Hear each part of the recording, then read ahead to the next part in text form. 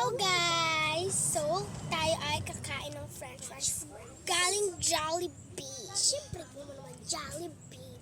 So, yung mga kinakain, di ba, ang mukbang? So, ASMR. Inuubo kaming dalawa. So, pinipilit namin kumain. Tapos, sinisipon ko na. Ito malambot. Ito matigas yung... Lahat malambot sila.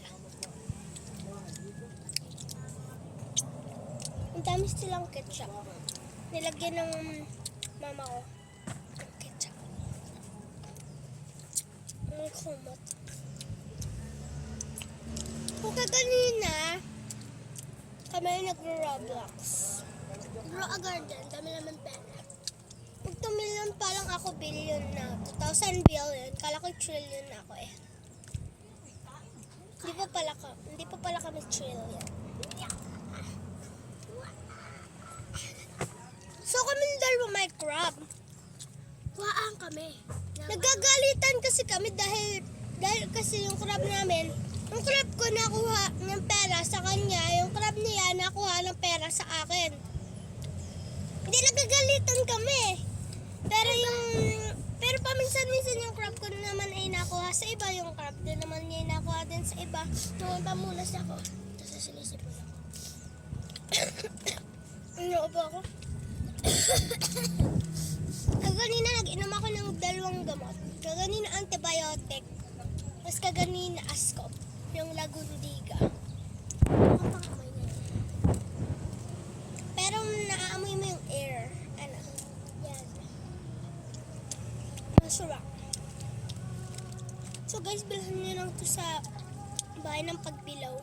Sa Quezon Dinis amin. Sarap. May Jollibee naman dun sa iba. Bumili kayo dun. Masasarap itong large. Ayoko nung regular dahil maliit lang siya. Mas maganda ay large. Asim ng ano niya, tomato sauce. Masarap pati.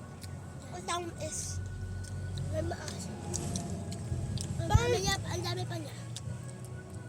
Diba hindi siya nauubos? Bagay pag regular ay ano? Agad. Bagay pag regular ay siya ay naubos ka agad.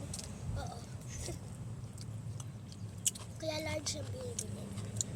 Kaya ng ketchup. Yung ilalim mo lang ng ketchup. Yung ibabaw na. Ang dami niya. Oh my gosh. No butter. Taste that. Wala yan.